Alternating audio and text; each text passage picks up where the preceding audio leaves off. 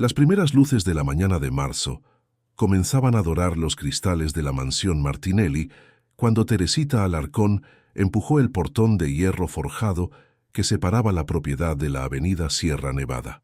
A sus 52 años, ella llevaba en sus manos callosas y en su mirada atenta los vestigios de casi 20 años sirviendo a la misma familia. Sus pasos resonaban en el patio de piedras portuguesas mientras rodeaba la fuente central, donde querubines de mármol derramaban agua cristalina en una danza eterna que ella ya conocía de memoria. La mansión se alzaba imponente ante ella, con sus líneas coloniales adaptadas al gusto moderno, las paredes crema contrastando con las tejas rojas que brillaban bajo el sol matutino de Villa Clara. Teresita siempre llegaba antes de las 6 de la mañana, cuando la ciudad aún despertaba, y el aroma del café fresco de las plantaciones vecinas se mezclaba con el perfume de los jazmines que Rosángela había plantado años atrás junto a las ventanas de la sala. En aquella mañana de martes, sin embargo, algo pesaba diferente en el aire. Tal vez era la ausencia que aún resonaba por los amplios pasillos, o el silencio que se había instalado desde que el pequeño Arturo partiera para estudiar en un internado en Suiza, según Vicente les había explicado a todos. 3 meses habían pasado desde entonces, y la casa parecía haber perdido su alma infantil, aquella energía que hacía sonreír a los empleados cuando oían risas provenientes del jardín o el ruido de carritos siendo arrastrados por el piso de madera encerada. Teresita insertó la llave en la cerradura lateral de la cocina, aquella que daba al patio donde crecían los centenarios árboles de jabuticaba que Arturo tanto adoraba escalar. El niño solía aparecer en la cocina todas las tardes, aún sucio de la tierra roja característica de la región, pidiendo un vaso de leche y contando las aventuras que inventaba entre los árboles. Sus ojos oscuros brillaban cuando describía las expediciones imaginarias por las ramas más altas, donde decía poder ver toda la ciudad extendiéndose hacia el horizonte. La cocina amplia y moderna contrastaba con la decoración clásica del resto de la casa. Mesadas de granito verde oscuro reflejaban la luz que entraba por las ventanas altas, mientras la cocina industrial de 6 quemadores aguardaba el movimiento del día. Teresita colgó el bolso de tela floreada en el gancho al lado de la nevera y se ató el delantal azul claro que usaba desde que había empezado a trabajar allí. Cada movimiento seguía una coreografía ensayada durante años, una rutina que la tranquilizaba y daba propósito a sus días. Mientras preparaba el desayuno, sus pensamientos vagaban por los cambios que la casa había sufrido en los últimos meses. La llegada de Priscila Bertrán había traído una energía diferente a aquellos pasillos.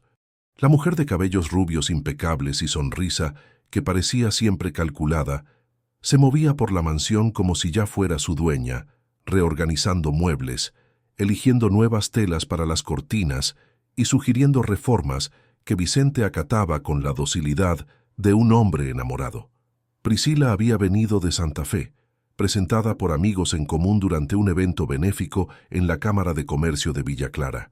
Era licenciada en administración, decía trabajar con consultoría empresarial y poseía ese tipo de belleza que hacía que la gente se volteara al verla pasar. A sus 35 años, irradiaba una sofisticación que contrastaba con la simplicidad rural que aún impregnaba algunas familias tradicionales de la región. El compromiso fue anunciado solo 6 meses después del primer encuentro, en una fiesta íntima, en el Club Villa Clara, donde las familias más influyentes del agronegocio se reunían los fines de semana. Teresita recordaba la noche como un borrón de luces doradas, música clásica y conversaciones susurradas sobre los plazos que Vicente se había establecido a sí mismo. 2 años después de perder a Rosángela, él había decidido que era hora de seguir adelante, y Priscila parecía ser la compañía perfecta para un empresario que controlaba miles de hectáreas de soja entre Villa Clara y Santa Fe. Pero algo incomodaba a Teresita desde el principio. Tal vez era la manera en que Priscila miraba a Arturo cuando pensaba que nadie la estaba observando, o cómo sus conversaciones telefónicas cesaban abruptamente siempre que alguien entraba en la habitación. La mujer trataba al niño con una gentileza que parecía ensayada, siempre ofreciéndole regalos caros y paseos a centros comerciales, pero nunca demostrando el cariño genuino que una futura madrastra debería sentir. El sonido de pasos en el piso superior interrumpió sus reflexiones. Vicente ya estaba despierto, probablemente organizando los documentos para otro día en las propiedades rurales que administraba. A sus 48 años, mantenía la postura erguida y la determinación que lo habían convertido en uno de los empresarios más respetados del norte de la Pampa. Había heredado las tierras de su padre, pero fue su visión moderna del agronegocio lo que había multiplicado el patrimonio familiar en proporciones impresionantes. Teresita colocó las tazas de porcelana en la bandeja plateada junto con la tetera de café y las rebanadas de bizcocho de maíz que había preparado la víspera. Vicente siempre desayunaba en la oficina mientras revisaba informes, una rutina que mantenía desde los tiempos en que Rosángela aún estaba presente. Su esposa solía acompañarlo en aquellos primeros momentos del día, discutiendo planes para el jardín u organizando las actividades sociales que su posición en la sociedad de Villa Clara exigía. Subiendo la escalera de madera noble que llevaba al primer piso, Teresita observó los retratos familiares que decoraban la pared. Generaciones de Martinelli la miraban a través de marcos dorados, rostros serios que contaban la historia de la inmigración italiana y del crecimiento próspero en la tierra roja de la Pampa.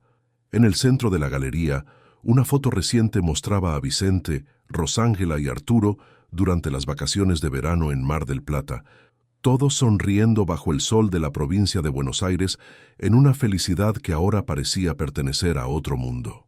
La oficina de Vicente ocupaba la habitación más amplia del primer piso, con estanterías que iban del suelo al techo repletas de libros sobre agricultura, economía y administración rural. Mapas de las propiedades cubrían una de las paredes, marcados con alfileres de colores que indicaban los diferentes cultivos plantados en cada cosecha. Una mesa de madera maciza dominaba el centro del ambiente, siempre organizada con pilas de documentos e informes que llegaban diariamente de los administradores de campo. Vicente levantó los ojos cuando ella entró, el rostro aún cargando la gravedad de los números que analizaba en una hoja de cálculo abierta en el ordenador. A pesar de los meses que pasaron desde la partida de Arturo, Teresita notaba cómo él aún miraba instintivamente hacia el sillón donde su hijo solía sentarse mientras él trabajaba, hojeando libros de aventuras o construyendo castillos con bloques de construcción en la alfombra persa. «Buenos días, Teresita», la saludó con la cordialidad respetuosa que siempre había mantenido con los empleados. «Gracias por el café. ¿Llegaron los informes de la cosecha de invierno?» «Sí, llegaron, señor Vicente. Walter trajo los papeles anoche y los dejó en la mesa de la entrada», respondió ella mientras servía el café humeante en la taza de porcelana blanca con detalles dorados. «Y la señora Priscila dijo que saldrá temprano hoy para resolver los últimos detalles del vestido de novia». Vicente asintió distraídamente, ya absorto nuevamente en los números que bailaban en la pantalla del ordenador. La boda estaba programada para diciembre, aprovechando las festividades de fin de año, que tradicionalmente reunían a las familias de la región en celebraciones grandiosas. Priscila había insistido en una ceremonia en la iglesia del Sagrado Corazón, seguida de una fiesta en el Hotel Gran Villa Clara, uno de los hoteles más lujosos de la ciudad. Teresita dudó un momento antes de hablar, pero la preocupación que cargaba desde hacía semanas finalmente venció su discreción natural. «Señor Vicente, ¿no le pareció extraño que Arturo no haya llamado todavía? Ya hace más de una semana desde la última vez». Vicente detuvo la escritura y la miró con una expresión que mezclaba sorpresa y algo que ella no podía descifrar completamente. «El internado tiene reglas estrictas sobre el contacto con la familia durante el periodo de adaptación, Teresita. Es un método pedagógico para ayudar a los niños a volverse independientes. Arturo está bien, puedo asegurártelo». La explicación sonaba razonable, pero algo en el tono de Vicente hizo que Teresita sintiera que había capas no dichas en aquella conversación. Ella conocía a aquel hombre desde hacía 2 décadas, sabía leer los matices de su voz y las señales que él emitía cuando algo le preocupaba. Había una tensión en sus hombros que no combinaba con la naturalidad que intentaba transmitir. «Claro, señor Vicente. Disculpe la intromisión», murmuró recogiendo la bandeja vacía y dirigiéndose hacia la puerta. No fue intromisión alguna, Teresita.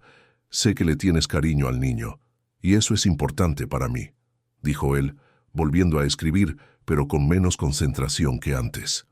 Bajando las escaleras, Teresita cargaba más preguntas que respuestas. 20 años cuidando de aquella familia le habían enseñado a percibir cuando algo se salía del patrón establecido, y muchas cosas parecían fuera de lugar desde enero. La habitación de Arturo permanecía exactamente como él la había dejado, con la colección de carritos alineada en la estantería y los juguetes organizados de la manera en que solo un niño logra crear orden en el caos. La semana anterior, ella había encontrado a Walter Figueroa saliendo del ala donde estaba la habitación del niño, cargando una bolsa de plástico que escondió rápidamente al verla. El chofer, un hombre de 40 años que trabajaba para la familia desde hacía solo 8 meses, explicó que estaba verificando si había algo que Arturo pudiera haber olvidado y que Vicente quisiera enviar a Suiza. La explicación tenía sentido, pero el nerviosismo en sus ojos contaba una historia diferente. Walter había llegado recomendado por Priscila, quien alegó conocer su trabajo a través de una familia de Santa Fe. Era competente, puntual y discreto, características que Vicente valoraba en un empleado que transitaba entre la vida personal y profesional de la familia. Conducía el Mercedes negro, que Vicente usaba para compromisos importantes, y también se encargaba del mantenimiento de los otros vehículos de la propiedad. Pero Teresita notaba detalles que pasaban desapercibidos a los demás. La manera en que Walter y Priscila intercambiaban miradas durante las comidas, los susurros que cesaban cuando alguien se acercaba, la familiaridad que iba más allá de lo profesional. No era precisamente una intimidad romántica, pero había una complicidad que la incomodaba, como si compartieran secretos que nadie más debería conocer. En la cocina, ella comenzó a preparar el almuerzo mientras organizaba mentalmente la lista de tareas del día. La jardinera vendría por la mañana para cuidar las rosaleras que Rosángela había plantado años atrás. Walter lavaría los autos en el garaje y Priscila probablemente pasaría la tarde al teléfono organizando detalles de la boda. La rutina seguía su curso predecible, pero por debajo de la normalidad aparente, Teresita sentía ondulaciones de algo que no lograba nombrar. El teléfono sonó 3 veces antes de que alguien contestara. Era Priscila, hablando en un tono más bajo de lo usual. Sí, todo está bajo control aquí. No, él no sospecha de nada, solo sigue el cronograma que acordamos. La conversación duró pocos minutos, pero terminó con un clic seco que resonó por la cocina como un punto final definitivo. Teresita fingió estar ocupada con las ollas cuando Priscila apareció en la cocina 20 minutos después, ya vestida para salir. Usaba un conjunto beige que realzaba su elegante silueta, zapatos de tacón que clicaban en el piso de cerámica y un bolso de cuero italiano que costaba más que el salario mensual de la empleada. Sus cabellos rubios caían en ondas perfectas sobre los hombros, y el perfume francés que usaba impregnaba el ambiente por donde pasaba. Teresita, voy a salir para resolver unas cosas sobre la boda. Debo volver solo al final de la tarde. Si alguien llama, di que estoy ocupada y anota el recado, dijo Priscila con la autoridad de quien ya se consideraba la señora de la casa. Descuide, señora Priscila. ¿Va a almorzar fuera?, preguntó Teresita, más por cortesía que por curiosidad genuina. Sí, voy, tengo una cita con la florista y luego con la pastelera. Ya sabes lo complicadas que son estas cosas de bodas, respondió con una sonrisa que no llegaba a los ojos. Después de que Priscila salió, la mansión volvió al silencio que se había convertido en su característica más marcada en los últimos meses. Teresita subió para arreglar las habitaciones, comenzando por la de Vicente y Priscila. La habitación había sido redecorada completamente después del compromiso, con nuevas telas en las cortinas, un papel tapiz más moderno y muebles que Priscila había elegido personalmente en Buenos Aires. En la mesita de noche de Priscila, entre frascos de perfume y joyas caras, Teresita notó un sobre semiabierto con el logotipo de una agencia de viajes. No era de su naturaleza husmear, pero algo en el papel le llamó la atención. Podía ver parcialmente el encabezado que hablaba sobre reservas confirmadas y fechas que coincidían con la luna de miel planeada para enero. Nada extraordinario, excepto por el hecho de que había 3 nombres listados cuando deberían ser solo 2. El sonido de pasos en el pasillo la hizo alejarse rápidamente de la mesa. Walter estaba subiendo las escaleras, cargando una maleta pequeña que ella no reconocía. Se detuvo al verla, su rostro asumiendo una expresión de sorpresa que intentó disimular con un saludo casual. «Buenas tardes, Teresita. Vine a buscar unas cosas que la señora Priscilla olvidó», dijo, pero sus ojos evitaban los de ella. «Ella salió hace poco. Dijo que estará fuera hasta el final de la tarde», informó Teresita, observando cómo él parecía nervioso con la información. «Ah, sí, ella me avisó. Es solo un bolso que dejó en la habitación», mintió descaradamente, dirigiéndose ya hacia la habitación principal. Teresita terminó de arreglar las otras habitaciones con más rapidez de lo usual, una sensación de incomodidad creciendo en su pecho. Había algo fundamentalmente mal sucediendo en aquella casa, algo que iba más allá de los cambios naturales que un nuevo matrimonio podría traer. Era como si piezas de un rompecabezas estuvieran siendo movidas sin que ella lograra ver el diseño final. Al final de la tarde, cuando las sombras comenzaron a alargarse por el jardín y el olor de la tierra húmeda anunciaba la llegada de la lluvia típica del fin del verano de la Pampa, Teresita hizo su última ronda por la casa antes de irse. Verificó que todas las ventanas estuvieran cerradas, que las luces innecesarias se hubieran apagado y que todo estuviera en orden para la llegada de los patrones. Fue cuando pasó por el pasillo, que llevaba al ala donde estaba la habitación de Arturo, que escuchó algo que hizo que su corazón se acelerara. Era sutil, casi imperceptible, pero sus oídos, entrenados por décadas de atención a los detalles, captaron un sonido que no debería estar allí. 3 golpes secos, rítmicos, provenientes de algún lugar de la pared. Ella se detuvo y esperó, conteniendo la respiración. El silencio volvió a dominar el pasillo, pero la certeza de lo que había oído permaneció grabada en su memoria como una marca indeleble. Alguien o algo había hecho aquel ruido, y provenía de dentro de la estructura de la casa. Teresita no pudo dormir aquella noche. Los golpes que había oído en la pared resonaban en su mente como un tambor distante, persistente e inexplicable. Acostada en la cama estrecha de su modesto apartamento en el barrio El Amanecer, ella repasaba cada detalle de los últimos meses, buscando señales que quizás hubiera ignorado o interpretado erróneamente.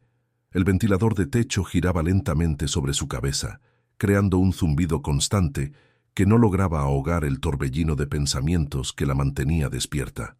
A la mañana siguiente, llegó a la mansión con 2 horas de anticipación, usando las llaves que Vicente le había confiado años atrás. El sol aún luchaba contra las nubes bajas que cubrían Villa Clara, creando una luz difusa que lo hacía todo más sombrío de lo habitual. La propiedad estaba silenciosa, solo el sonido de los pájaros rompiendo la quietud que se extendía por los jardines bien cuidados.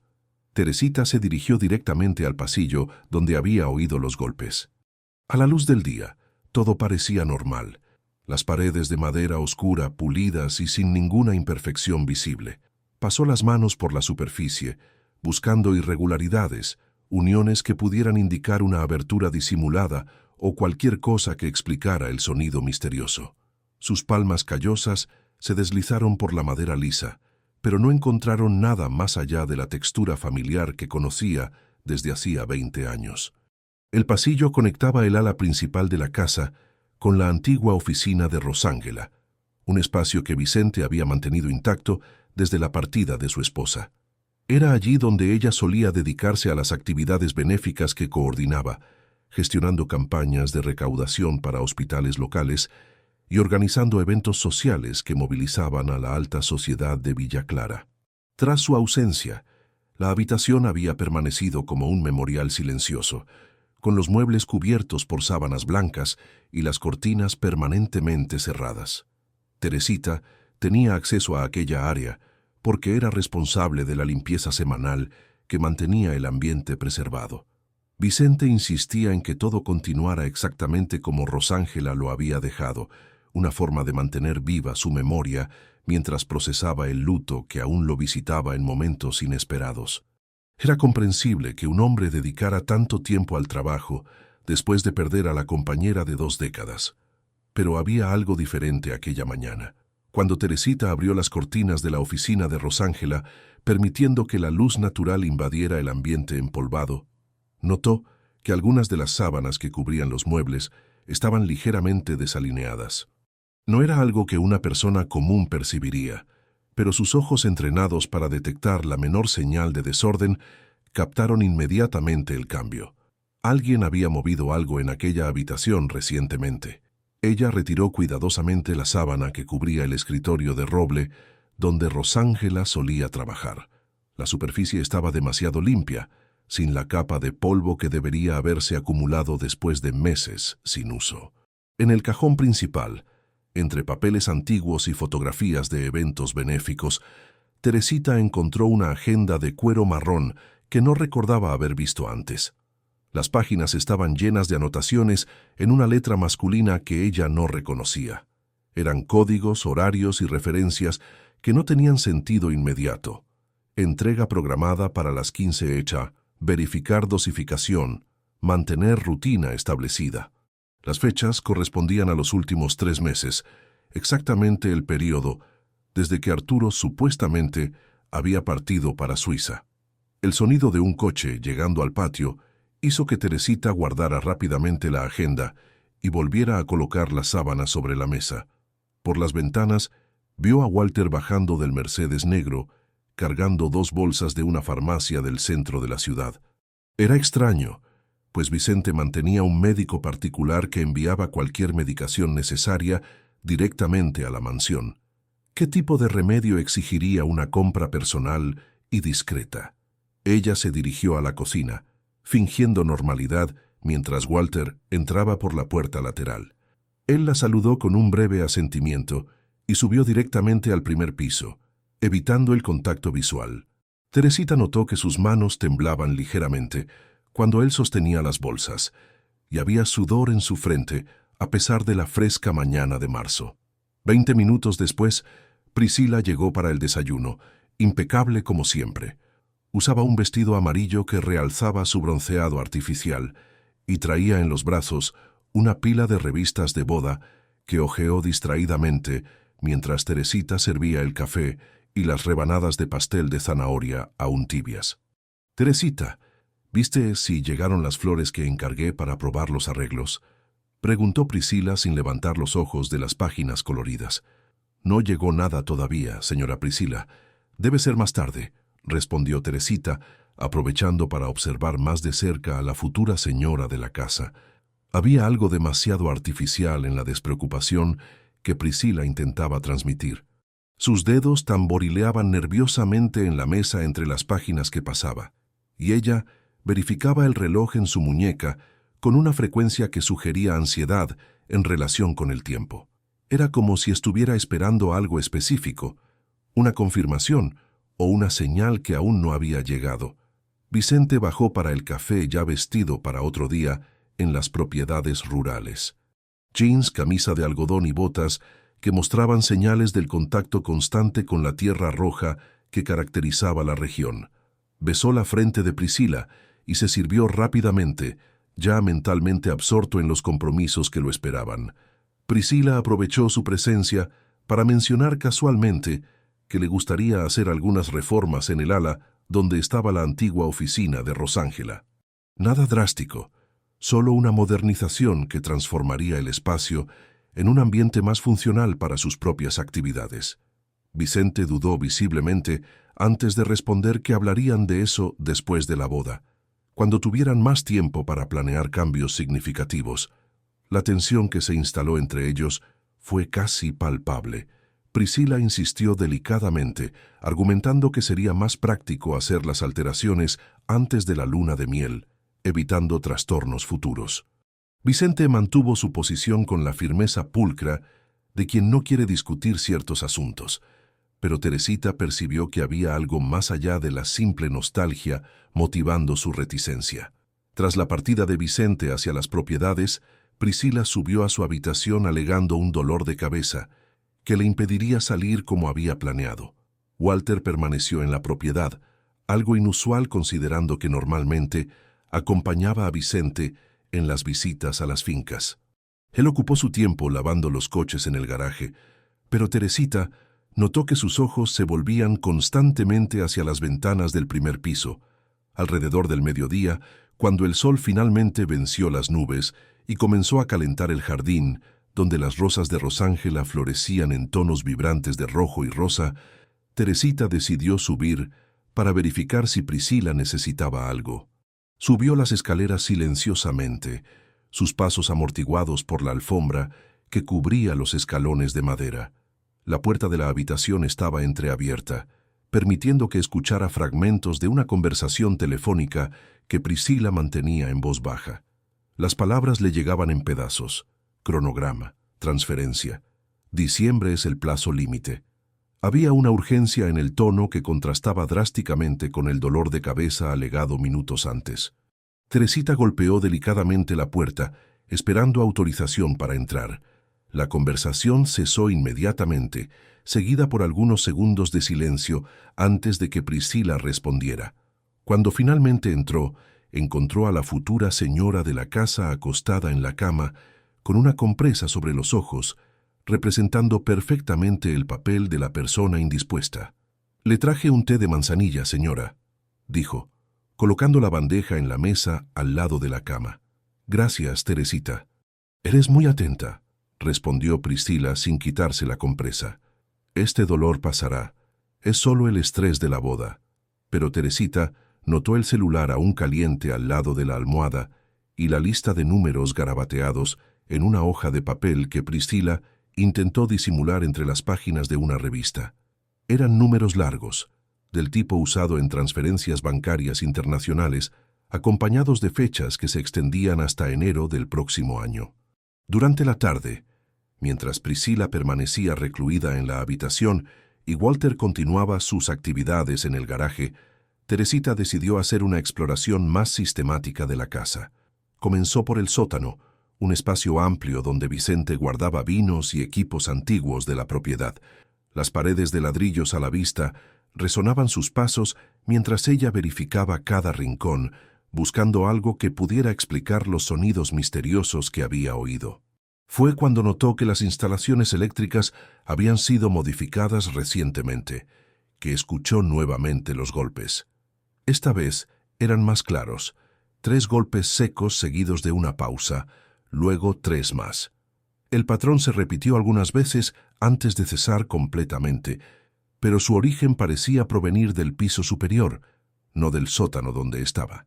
Teresita subió corriendo, su corazón acelerado por la adrenalina del descubrimiento. El sonido venía definitivamente del ala donde estaba la oficina de Rosángela, pero cuando llegó al pasillo, encontró solo silencio. Walter estaba parado al final del pasillo, como si hubiera salido de algún lugar cercano en el momento exacto en que ella había llegado. «¿Algún problema, Teresita?», preguntó con un tono demasiado casual para sonar natural. «Pensé haber oído un ruido extraño». «¿Usted no oyó nada?», respondió ella, estudiando su expresión cuidadosamente. «Solo el sonido de las tuberías viejas. Esta casa antigua siempre hace ruidos extraños», mintió con la misma desenvoltura de quien estaba acostumbrado a inventar explicaciones para lo inexplicable. Aquella noche, Teresita permaneció en la mansión más allá de su horario habitual, alegando tener trabajos extras que terminar. Vicente había regresado de las propiedades cansado y se retiró temprano a la oficina con una pila de documentos. Priscila bajó para la cena aparentemente recuperada del dolor de cabeza, pero mantenía una conversación forzada que no disimulaba completamente su ansiedad. Cuando todos se retiraron a sus habitaciones y la mansión se sumergió en el silencio de la noche de Villa Clara, Teresita inició su investigación más arriesgada. Usando una linterna pequeña que guardaba en su bolso, se dirigió nuevamente al pasillo sospechoso. Esta vez, examinó cada centímetro de las paredes con la paciencia de una detective experimentada. Fue cuando sus manos encontraron una irregularidad casi imperceptible en el marco de madera que contorneaba una de las paredes. Había una pequeña ranura que podía confundirse con el desgaste natural de la madera, pero que bajo presión se reveló ser algo muy diferente. Con un clic suave, una sección de la pared se movió ligeramente hacia adentro, revelando que había un mecanismo oculto detrás de la superficie aparentemente sólida. El corazón de Teresita latía tan fuerte que ella temía que su ruido pudiera despertar a alguien en el piso superior. Con dedos temblorosos, presionó nuevamente el área, y esta vez una pequeña puerta disimulada se abrió silenciosamente, revelando un espacio oscuro que no debería existir. El aire que salió de allí llevaba un olor extraño, una mezcla de medicamentos y algo que ella no lograba identificar inmediatamente.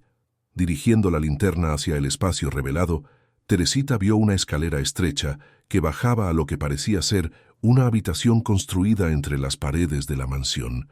Era imposible que aquello existiera sin que Vicente lo supiera, a menos que las modificaciones se hubieran hecho recientemente, durante las reformas que Priscila insistía en implementar desde que había llegado a la familia. El sonido de pasos en el piso superior la hizo cerrar rápidamente el panel y alejarse del área. Su corazón disparado y las manos temblorosas delataban el impacto del descubrimiento que acababa de hacer. Había una habitación secreta en la mansión Martinelli, construida de forma que permaneciera oculta a los ojos de cualquier visitante casual.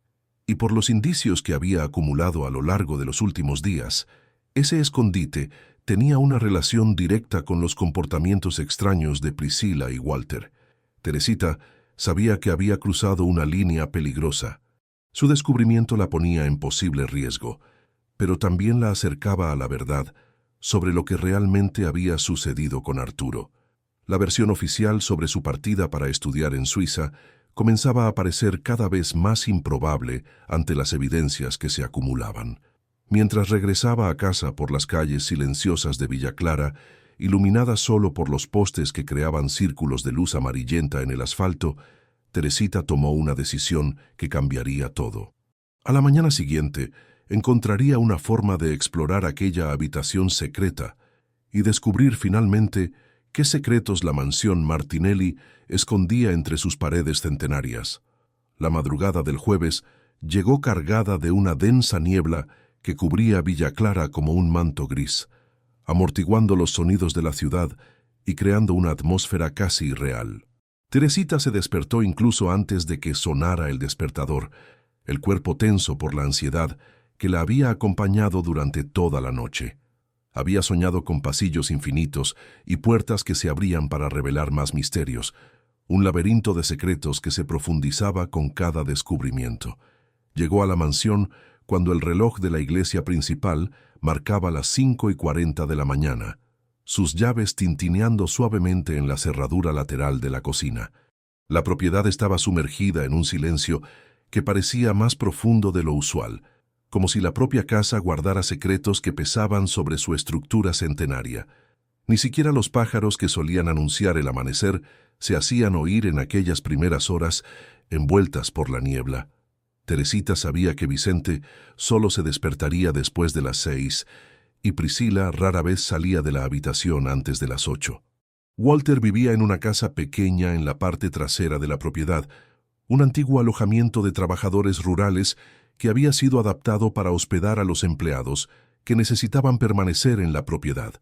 Aquel sería el momento perfecto para explorar la habitación secreta que había descubierto la noche anterior. Sus pasos fueron cuidadosamente silenciosos mientras subía las escaleras hasta el primer piso. La madera crujió levemente bajo sus pies, pero no lo suficiente como para despertar a alguien. El pasillo que llevaba al ala de Rosángela parecía más largo de lo normal, cada sombra proyectada por la luz tenue que se filtraba a través de las ventanas, creando formas amenazadoras que su imaginación transformaba en obstáculos. La puerta disimulada se abrió más fácilmente esta vez, como si el mecanismo hubiera sido lubricado recientemente. Teresita dirigió la luz de la linterna hacia la escalera estrecha, revelando escalones de madera que descendían en un ángulo pronunciado. El aire que subía definitivamente llevaba el olor a medicamentos. Pero había algo más, algo que hizo que su corazón se oprimiera con una posibilidad terrible que aún no se atrevía a formular completamente. Cada escalón que bajaba la acercaba a una verdad que intuía ser devastadora. La escalera terminaba en una puerta baja, obligándola a agacharse para pasar. Del otro lado, encontró una habitación pequeña, de aproximadamente 3 metros por 2, construida con paredes de mampostería que parecían haber sido erigidas recientemente. El espacio estaba revestido con material acústico, explicando por qué los sonidos que escapaban eran tan amortiguados. En el centro de la habitación había una cama simple con sábanas blancas, y al lado de ella una mesa pequeña donde se alineaban frascos de medicamentos diversos. Había también una pila de libros infantiles, algunos juguetes esparcidos por el suelo, y en un rincón, ropa que Teresita reconoció inmediatamente. Eran las prendas que Arturo había usado el último día en que lo había visto, hacía exactamente 3 meses. El impacto del descubrimiento fue como un puñetazo en el estómago. Sus piernas flaquearon y ella tuvo que apoyarse en la pared para no caer. Allí estaba la prueba irrefutable de que el niño nunca había salido de la propiedad. Arturo estaba siendo mantenido prisionero en un escondite construido específicamente para ese propósito, y ella había estado demasiado ciega para percibirlo durante todo ese tiempo. Fue entonces cuando oyó el sonido que le helaría la sangre. Una respiración débil, irregular, proveniente de la cama que había asumido estar vacía. Dirigiendo la linterna hacia el lugar, Teresita vio la pequeña silueta de Arturo acostado bajo las sábanas, los ojos cerrados en una inconsciencia que no parecía natural. Su rostro, antes redondo y sonrosado por la salud infantil, estaba delgado y pálido, como si meses de privación hubieran drenado su vitalidad. «Dios mío, Arturo», susurró, corriendo junto a la cama y tocando delicadamente el rostro del niño. Él estaba vivo, pero su respiración era superficial y su cuerpo emanaba el calor bajo de quien estaba bajo efecto de sedantes. Al lado de la cama, un frasco de medicina líquida confirmaba sus sospechas más horribles. Arturo estaba siendo mantenido en un estado de semiconciencia controlada, impedido de gritar, de luchar o incluso de comprender completamente su situación. Las lágrimas que bajaron por el rostro de Teresita cargaban todo el dolor y la revuelta que sentía por el niño que consideraba casi un hijo. Durante 20 años, ella había cuidado de aquella familia con dedicación absoluta, y descubrir que una conspiración tan cruel se desarrollaba bajo sus narices era devastador. Arturo estaba allí, a pocos metros de distancia de su padre, siendo mantenido prisionero por personas en quienes Vicente confiaba y amaba. Ella intentó despertar al niño gentilmente, susurrando su nombre y acariciando sus cabellos que habían crecido descontroladamente durante los meses de cautiverio. Arturo se movió ligeramente, emitiendo un gemido bajo, pero sus ojos permanecieron cerrados. Los medicamentos en su organismo impedían que recuperara completamente la conciencia, manteniéndolo en un estado vulnerable que facilitaba su control. El sonido de pasos en el piso superior hizo que Teresita se paralizara. Alguien se había despertado más temprano de lo esperado, y ella estaba en una situación extremadamente peligrosa. Si la descubrían allí, no había explicación que pudiera salvarla. Peor aún, su descubrimiento pondría a Arturo en un riesgo aún mayor, pues los responsables de aquella monstruosidad seguramente tomarían medidas drásticas para proteger su secreto. Ella besó rápidamente la frente de Arturo, prometiendo en susurros que volvería para salvarlo. Subió la escalera estrecha con el corazón disparado, cerró cuidadosamente la puerta disimulada y bajó a la cocina intentando asumir una apariencia normal. Sus manos temblaban mientras preparaba el café, y ella tuvo que concentrarse conscientemente para ejecutar movimientos que normalmente hacía automáticamente. Walter apareció en la cocina poco después, alegando haberse despertado más temprano a causa de una pesadilla. Sus ojos estudiaron el rostro de Teresita con una intensidad que la dejó incómoda, como si pudiera detectar que algo había cambiado. Ella le sirvió café mientras luchaba por mantener la voz firme y los movimientos naturales. ¿Durmió bien, Teresita?, preguntó él de forma aparentemente casual, pero había una tensión subyacente en la pregunta. «Bien, sí, gracias. ¿Y usted? ¿Qué tipo de pesadilla fue?», respondió ella, dándose la vuelta para que él no viera la ansiedad en sus ojos. «Soñé con fantasmas», dijo con una sonrisa que no llegaba a los ojos. A veces esta casa antigua hace que uno imagine cosas. La elección de palabras no parecía coincidencia. Era como si Walter estuviera probándola, verificando si ella había percibido algo inusual durante la noche. Teresita mantuvo su expresión neutra, pero por dentro su corazón latía tan fuerte que temía que él pudiera oírlo. Vicente bajó para el café aún vistiendo el pijama, algo inusual para alguien que siempre se presentaba impecablemente vestido desde las primeras horas del día. Había señales de una noche mal dormida en su rostro, ojeras que sugerían preocupaciones que lo mantuvieron despierto. Saludó a Teresita y a Walter con gestos distraídos y se sirvió café sin su entusiasmo habitual. Priscila bajó minutos después, usando una bata de seda roja que contrastaba con la palidez de su piel sin maquillaje. Ella también parecía haber dormido mal, pero había una energía nerviosa en sus movimientos que sugería ansiedad en lugar de simple fatiga. Sus ojos se volvieron inmediatamente hacia Walter, intercambiando una mirada cargada de significados que Teresita interpretó como una forma de comunicación silenciosa. «Buenos días, familia», dijo Priscila con una alegría forzada que sonaba particularmente falsa aquella mañana. «¿Dormimos todos bien? La casa estuvo muy silenciosa anoche». Nuevamente, las palabras parecían llevar un subtexto que Teresita comenzaba a comprender. Ellos estaban verificando si había algo diferente, si alguien había descubierto lo que no debería saber. La paranoia que demostraban revelaba que tenían conciencia de que mantenían un secreto terrible y estaban constantemente alertas a cualquier señal de que habían sido descubiertos. Durante el desayuno, Teresita observó más cuidadosamente las interacciones entre Priscila y Walter. Había una complicidad que iba mucho más allá de la relación profesional normal. Se comunicaban a través de miradas, gestos sutiles y palabras que tenían doble sentido. Era como asistir a una obra de teatro donde los actores representaban papeles para un público que no sabía que estaba siendo engañado. Vicente parecía ajeno a estas sutilezas, absorto en sus propios pensamientos y en la planificación de otro día en las propiedades. Su confianza en las personas a su alrededor era absoluta, y eso lo volvía ciego a las señales que se multiplicaban a su alrededor. Era doloroso para Teresita percibir cómo un hombre tan inteligente en los negocios podía ser tan ingenuo en las relaciones personales. Después de que Vicente salió para las fincas, Priscila anunció que pasaría el día organizando los últimos detalles de la boda, que se acercaba rápidamente. Walter se ofreció a ayudarla con cualquier tarea que exigiera transporte o asistencia práctica. La oferta fue aceptada con un entusiasmo que confirmó las sospechas de Teresita sobre la verdadera naturaleza de la relación entre ellos. Durante la mañana, mientras ellos salían para sus compromisos, Teresita luchó contra el impulso de volver a la habitación secreta.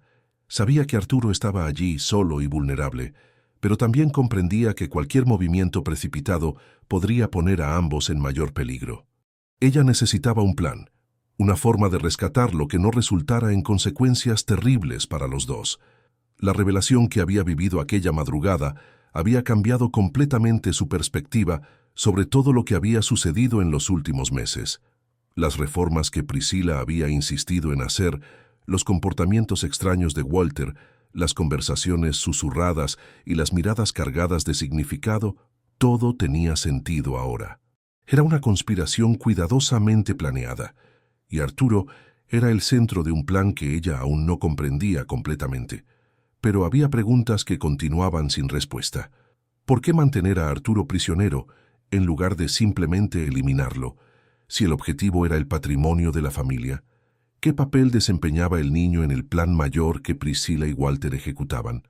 Y lo más importante, ¿hasta dónde Vicente estaba involucrado en esta situación? ¿O era él solo otra víctima de la manipulación sofisticada que presenciaba?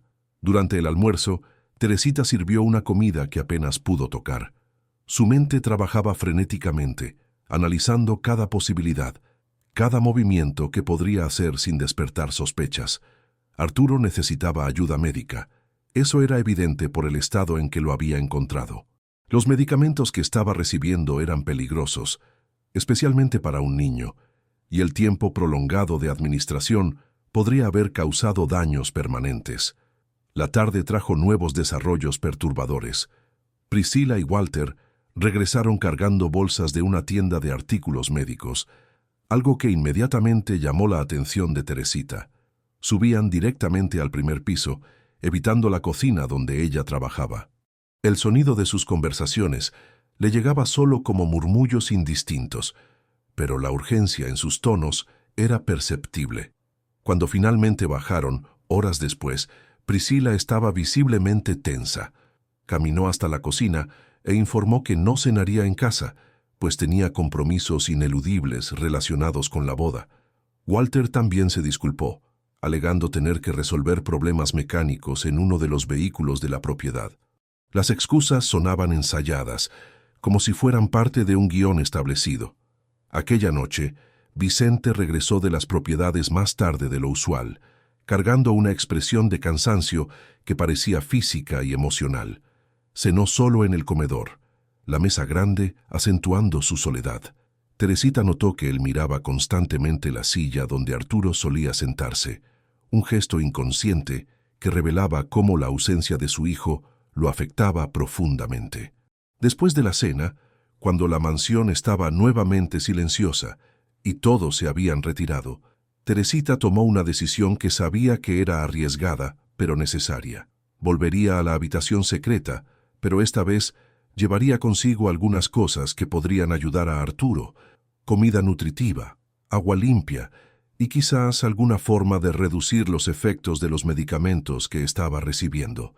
La segunda visita al escondite fue aún más chocante que la primera.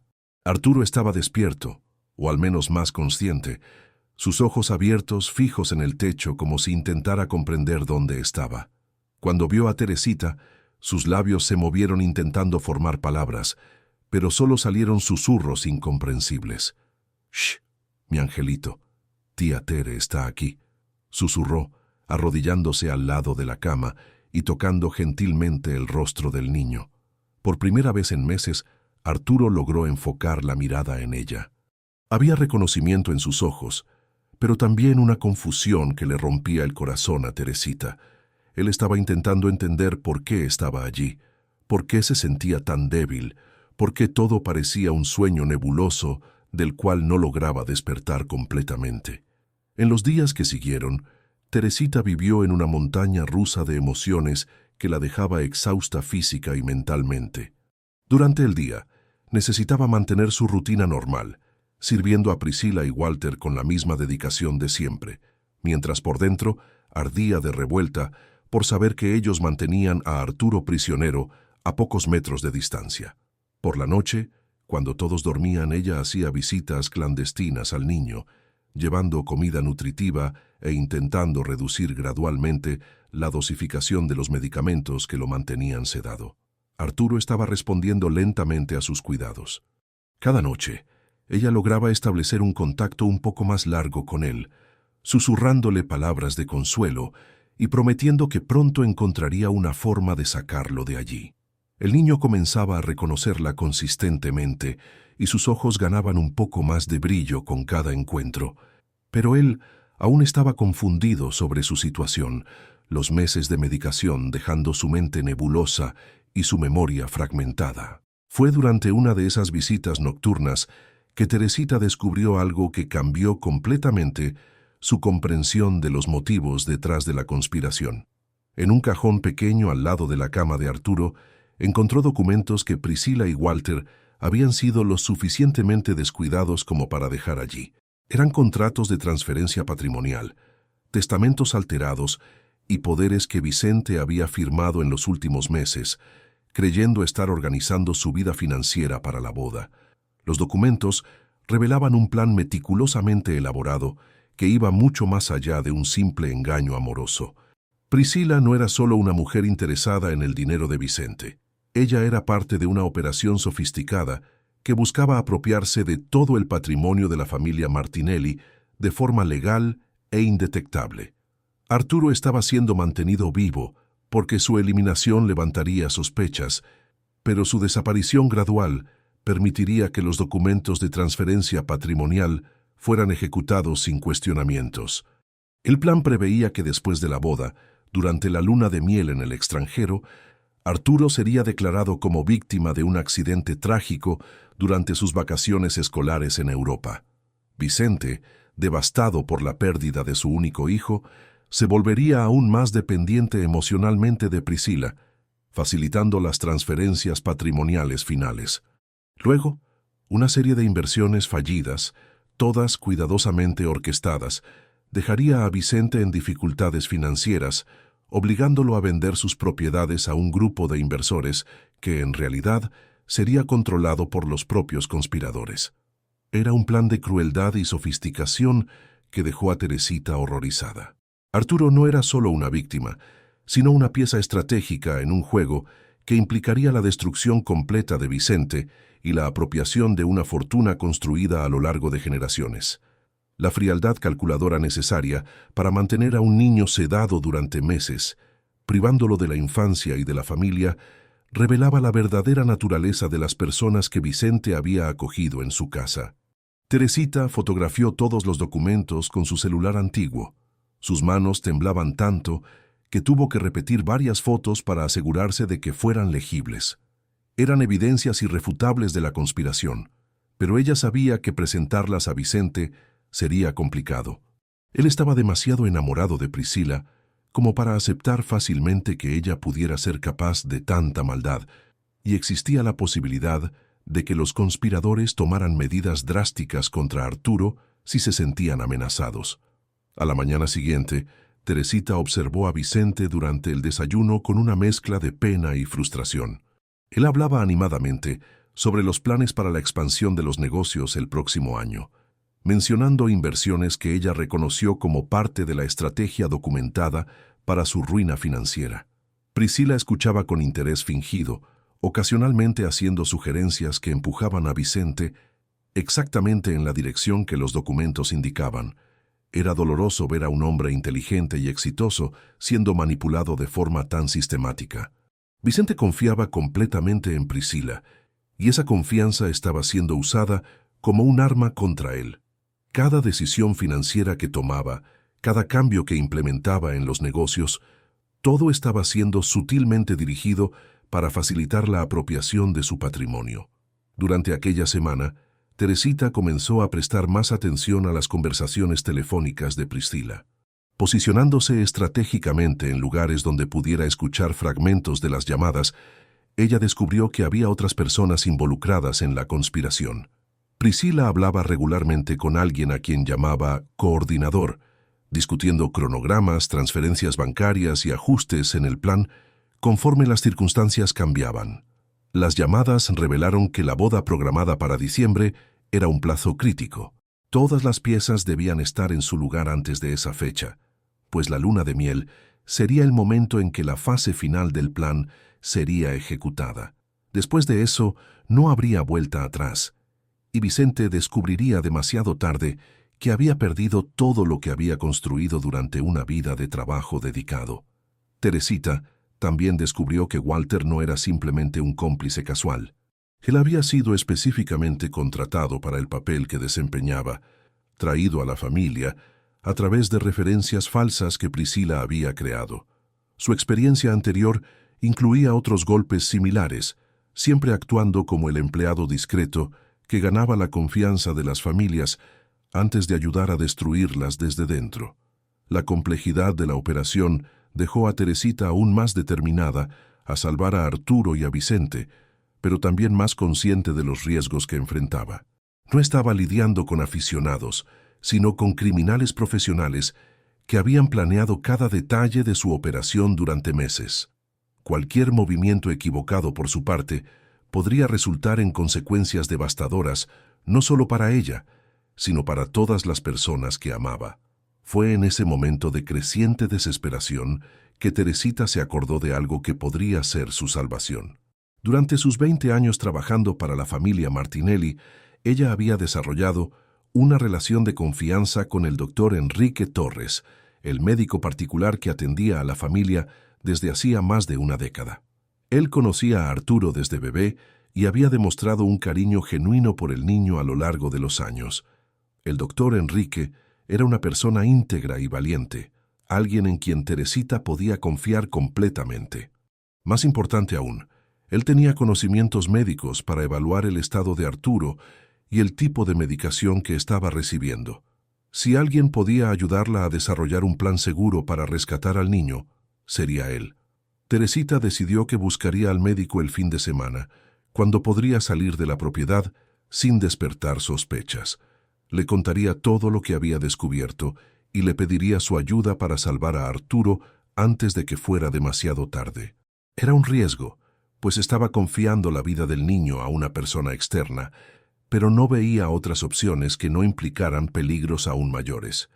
Durante el resto de la semana, ella continuó sus visitas nocturnas a Arturo, monitoreando cuidadosamente su recuperación gradual.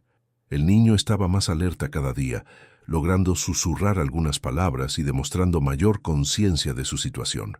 Era tanto alentador como desesperante, pues significaba que él comenzaba a comprender el horror de su situación. En una de esas visitas, Arturo logró tomar la mano de Teresita y susurrar una pregunta que le rompió el corazón. «Tía Tere, ¿por qué papá no viene a verme?» La inocencia de la pregunta, junto con la confusión genuina en los ojos del niño, hizo que Teresita llorara silenciosamente mientras intentaba encontrar palabras para explicar una situación que ni siquiera ella comprendía completamente. La ansiedad de Priscila y Walter también aumentaba visiblemente conforme la boda se acercaba. Verificaban constantemente el estado de Arturo, ajustando la dosificación de medicamentos y discutiendo en susurros sobre cronogramas que debían cumplirse. Había una tensión creciente entre ellos, como si la presión del plan final estuviera causando grietas en su asociación. Teresita notó que comenzaron a ser más cuidadosos con sus conversaciones y documentos, probablemente percibiendo que habían sido descuidados en las semanas anteriores. Walter instaló una cerradura adicional en la puerta disimulada que llevaba a la habitación secreta, y Priscila comenzó a guardar sus papeles importantes en una caja fuerte portátil que mantenía cerrada con llave en la habitación. El cambio de comportamiento de ellos confirmó a Teresita que el tiempo se estaba agotando. Si esperaba mucho más, ella podría perder la oportunidad de salvar a Arturo, o peor, los conspiradores podrían decidir que el niño se había convertido en un riesgo demasiado grande y tomar medidas definitivas contra él. El viernes por la noche, Vicente llegó a casa con una expresión de preocupación que era inusual para él. Durante la cena, mencionó que había encontrado irregularidades en algunas de sus cuentas bancarias, movimientos que no recordaba haber autorizado. Priscila inmediatamente se ofreció a ayudarlo a investigar la situación, sugiriendo que quizás fuera un error del banco que pudiera ser fácilmente resuelto. Teresita observó el intercambio con creciente alarma. Las irregularidades que Vicente descubrió eran probablemente parte de las transferencias documentadas que ella había fotografiado. El plan estaba siendo acelerado, posiblemente porque los conspiradores sospechaban que algo estaba mal o porque tenían un cronograma más apretado de lo que ella había imaginado. Aquella noche, su última visita a Arturo antes de buscar ayuda externa fue particularmente emocional. El niño estaba más lúcido que nunca, logrando mantener una conversación susurrada por algunos minutos. Preguntó sobre su padre, sobre sus juguetes, sobre cuándo podría volver a su habitación. Teresita prometió que sería muy pronto, aunque no sabía cómo cumpliría esa promesa. Cuando salió de la habitación secreta aquella madrugada, Teresita llevaba consigo no solo las evidencias fotográficas de la conspiración, sino también la determinación de que aquella sería la última noche que Arturo pasaría prisionero. De una forma u otra, ella encontraría una manera de liberarlo y exponer la verdad antes de que fuera demasiado tarde para todos ellos. El sábado amaneció nublado en Villa Clara, con el cielo cargado de nubes oscuras que amenazaban lluvia para el final del día. Teresita se despertó con una sensación de urgencia que la acompañó desde el momento en que abrió los ojos. Hoy sería el día en que tomaría la actitud más arriesgada de su vida, buscando ayuda externa para salvar a Arturo. Cada fibra de su ser gritaba que no había más tiempo que perder. Llegó a la mansión más temprano de lo usual, incluso siendo sábado. Vicente solía trabajar mediodía los fines de semana, aprovechando para revisar informes y planificar la semana siguiente sin las interrupciones de los días laborables. Priscila, por su parte, dedicaba los sábados a los preparativos de la boda, que ahora estaba a solo 6 semanas de distancia. Durante el desayuno, Teresita observó discretamente la dinámica entre los 3 adultos de la casa. Vicente parecía preocupado, probablemente aún pensando en las irregularidades bancarias que había descubierto la víspera. Priscila mantenía una alegría forzada mientras hojeaba revistas de boda, pero sus ojos verificaban constantemente las reacciones de Vicente, como si estuviera midiendo su humor y ajustando su propia actuación según fuera necesario. Walter estaba particularmente tenso aquella mañana.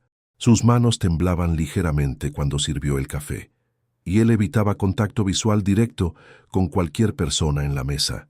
Teresita percibió que había una comunicación silenciosa entre él y Priscila, miradas cargadas de significado que sugerían que algo importante había cambiado en sus planes.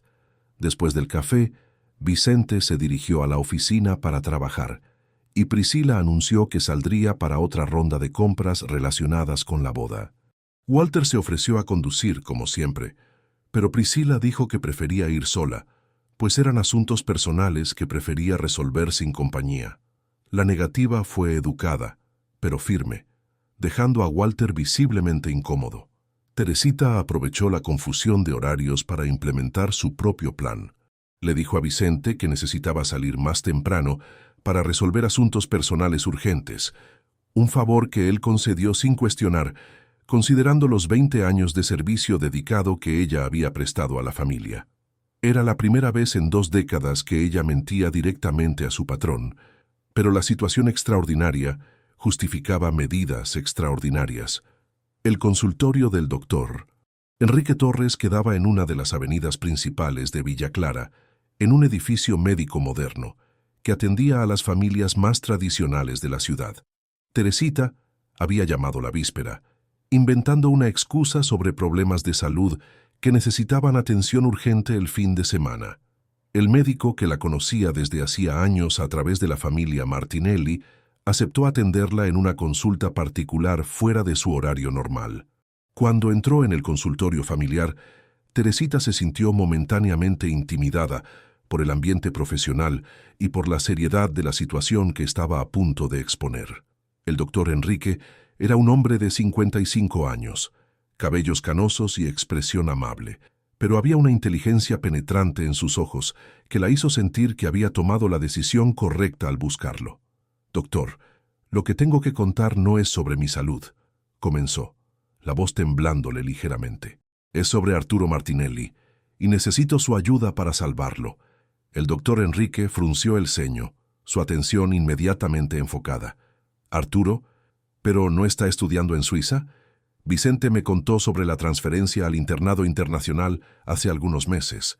«No, doctor, él nunca salió del país. Él nunca... Arturo está siendo mantenido prisionero en la propia casa, y yo lo descubrí todo por casualidad», dijo Teresita, su voz ganando fuerza conforme la urgencia de la situación se sobreponía al nerviosismo inicial. Durante los próximos 40 minutos, ella contó todo lo que había descubierto a lo largo de las últimas semanas. Mostró las fotografías de los documentos que comprometían a Priscila y Walter, describió el estado en que había encontrado a Arturo y explicó el plan sofisticado que buscaba apropiarse de todo el patrimonio de la familia Martinelli. El doctor Enrique escuchó en silencio, su rostro pasando de la incredulidad al horror conforme la verdad se revelaba. «Esto es monstruoso», dijo finalmente, estudiando las fotografías en el celular de Teresita.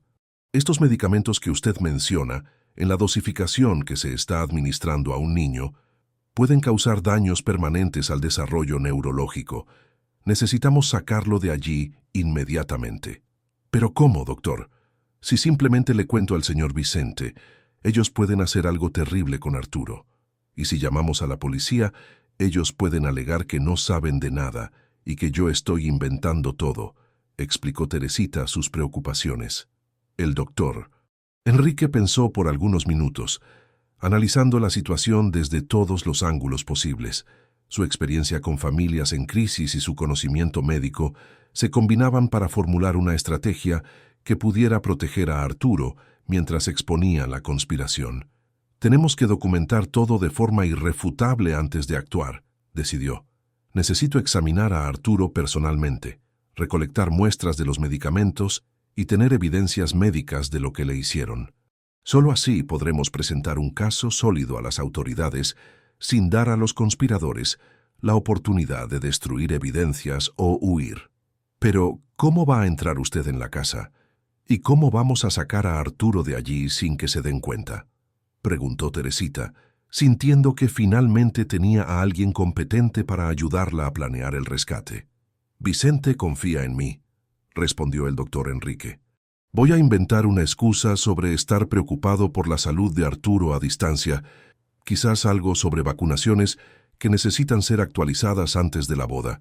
Pediré hacer una visita médica preventiva en la propia casa, algo que ya he hecho otras veces para la familia.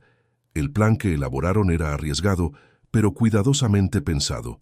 El doctor Enrique visitaría la mansión el lunes, alegando preocupaciones médicas sobre Arturo que necesitaban ser discutidas personalmente con Vicente. Durante la visita, Teresita lo guiaría discretamente hasta la habitación secreta, donde él podría examinar al niño y recolectar evidencias médicas de la conspiración.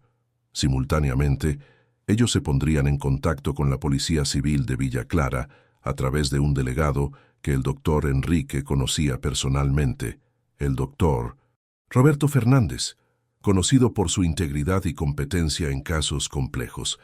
Las evidencias serían presentadas de forma que se garantizara que una operación policial pudiera ser ejecutada rápidamente antes de que los conspiradores tuvieran la oportunidad de reaccionar. Durante el fin de semana, Teresita volvió a la mansión con una sensación mixta de esperanza y terror. Sabía que estaba cerca de salvar a Arturo, pero también estaba consciente de que los próximos días serían los más peligrosos de todos. Si Priscila y Walter sospechaban que habían sido descubiertos, las consecuencias podrían ser devastadoras. El domingo, la tensión en la casa alcanzó un nuevo nivel. Vicente recibió una llamada de su contador informando sobre nuevas irregularidades en las cuentas empresariales. Eran transferencias significativas que él definitivamente no había autorizado, movimientos que comprometían seriamente la liquidez de sus operaciones rurales. Priscila se ofreció inmediatamente a ayudar a Vicente a investigar el problema, sugiriendo que quizás fuera necesario contratar una firma de auditoría externa para verificar todas las cuentas. La sugerencia era aparentemente útil, pero Teresita reconoció como parte de la estrategia para ganar tiempo y controlar la narrativa sobre las irregularidades financieras. Walter, por su parte, estaba visiblemente nervioso durante todo el domingo. Verificaba constantemente su celular, como si esperara instrucciones importantes. Durante la tarde, Teresita lo vio conversando por teléfono en el patio, hablando en voz baja y urgente, que sugería que algo en el plan original se había desviado. Aquella noche, su visita a Arturo fue particularmente emocional. El niño estaba más lúcido que nunca desde el inicio de su cautiverio, logrando mantener conversaciones susurradas y demostrando creciente conciencia de su situación. Cuando ella le explicó que sería salvado muy pronto, Arturo comenzó a llorar silenciosamente, aferrándose a ella como si fuera su tabla de salvación. «Tía Tere, quiero ver a mi papá», susurró, su voz frágil pero cargada de anhelo. «¿Por qué no me dejan salir de aquí? Prometo que seré bueno». La inocencia devastadora de la pregunta hizo que Teresita prometiera una vez más que el lunes todo cambiaría. Ella pasó más tiempo de lo usual con él aquella noche, cantándole suavemente las canciones de cuna que él adoraba cuando era más pequeño, intentando ofrecerle el máximo consuelo posible antes del día decisivo que se acercaba. El lunes llegó con un cielo limpio y soleado, que contrastaba irónicamente con la tensión que se cernía sobre la mansión Martinelli. El doctor Enrique llamó a Vicente temprano por la mañana, explicando sus preocupaciones fabricadas sobre la salud de Arturo y pidiendo permiso para una visita médica en la propiedad. Vicente, siempre preocupado por el bienestar de su hijo incluso a la distancia, aceptó inmediatamente la petición. La visita fue programada para las 2 de la tarde, horario en que Priscila normalmente salía para sus compromisos relacionados con la boda. El doctor Enrique había calculado cuidadosamente el momento para minimizar las posibilidades de interferencia de los conspiradores durante el examen de Arturo. Durante la mañana, Teresita observó a Priscila haciendo varias llamadas telefónicas urgentes. Las conversaciones eran susurradas y breves, pero había una agitación en su comportamiento que sugería que algo importante estaba siendo discutido. Walter también parecía particularmente ansioso, verificando repetidamente los horarios y haciendo preguntas discretas sobre la programación del día. Cuando el doctor Enrique llegó a la mansión puntualmente a las 2 de la tarde, Teresita sintió que finalmente había llegado el momento de la verdad. Vicente lo recibió en la oficina, expresando sus preocupaciones sobre Arturo y agradeciéndole la atención médica continuada, incluso con el niño estudiando en el extranjero. El doctor Enrique condujo la conversación con la habilidad de alguien acostumbrado a lidiar con situaciones delicadas.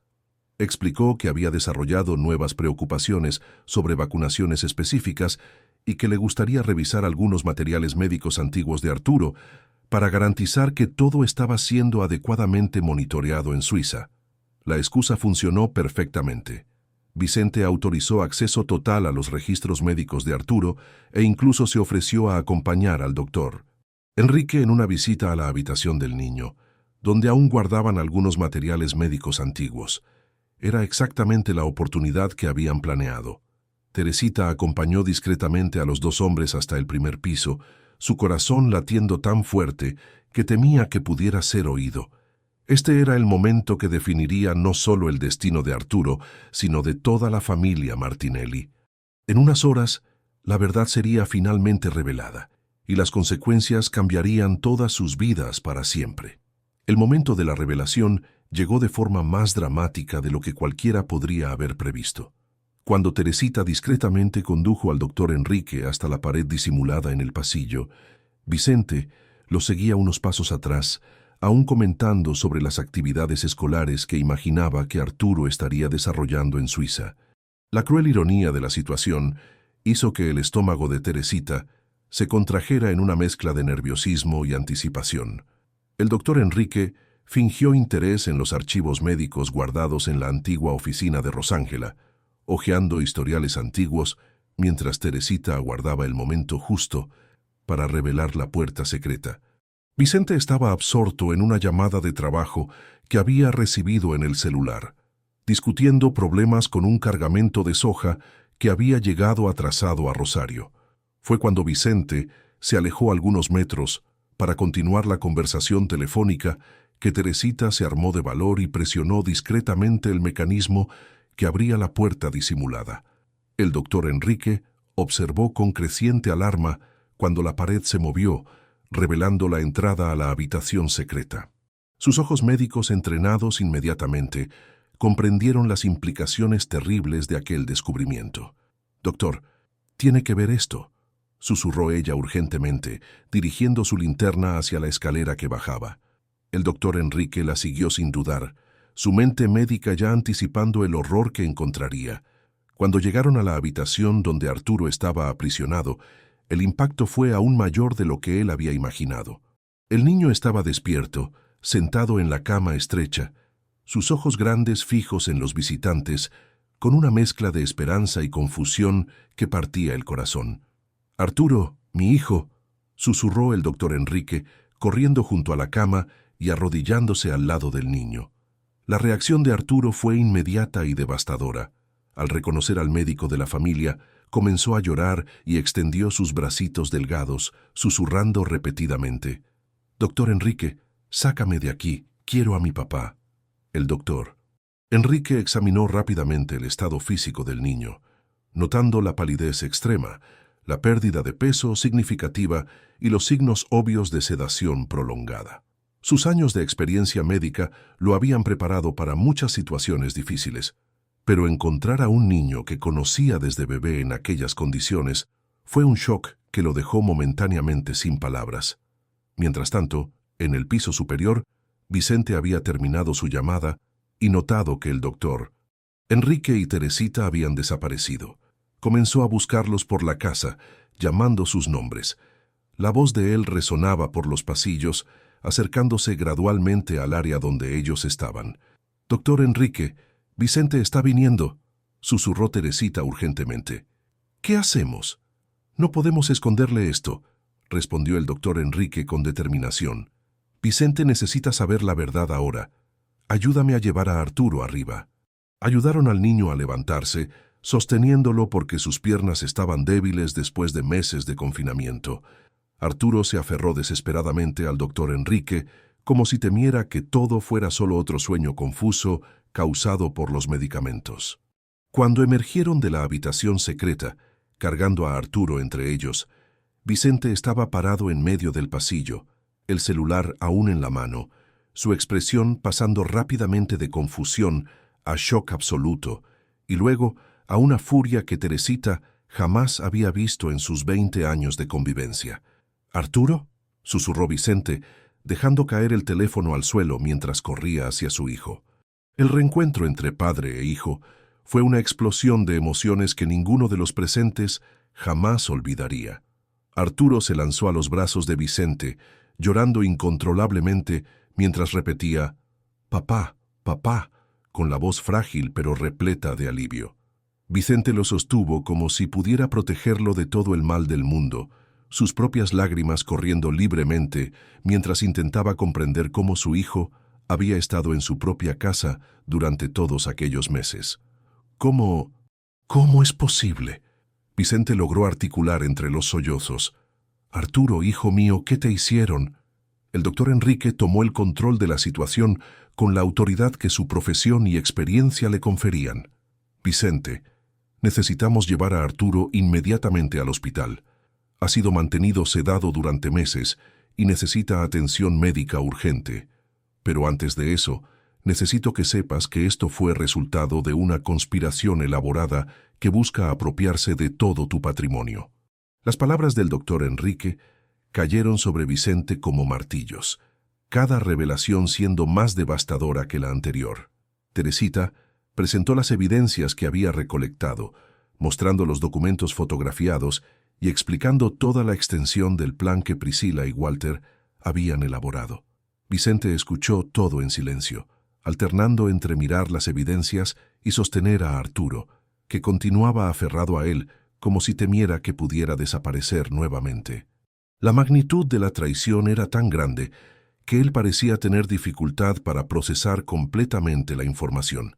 «Priscila», susurró finalmente, la voz cargada de un dolor que iba mucho más allá de la rabia. «¿Cómo pudo hacerle esto a un niño?» Fue entonces cuando oyeron el sonido de un coche llegando al patio. Por las ventanas vieron a Priscila bajando de un taxi, cargando bolsas de compras y aparentando la normalidad de siempre. Ella no tenía idea de que toda su conspiración había sido descubierta y que su vida estaba a punto de cambiar drásticamente. «Vicente, necesitamos llamar a la policía ahora», dijo el doctor Enrique urgentemente. «No podemos darle la oportunidad de huir o destruir evidencias». Vicente asintió, pero su primera preocupación era Arturo. «Tenemos que llevar a mi hijo al hospital primero. Doctor Enrique, por favor, dígame que estará bien». «Físicamente se recuperará», respondió el doctor. Enrique con cautela. «Pero necesitará acompañamiento psicológico para procesar el trauma que sufrió. Lo importante es que fue encontrado a tiempo». Teresita, que había permanecido en silencio durante la reunión entre padre e hijo, finalmente se acercó. «Señor Vicente, lo siento mucho por no haberlo descubierto antes. Si hubiera prestado más atención a las señales». Vicente la interrumpió, extendiendo una de las manos para apretarla de ella, mientras continuaba sosteniendo a Arturo con el otro brazo. «Teresita, salvaste a mi hijo. No te culpes por nada.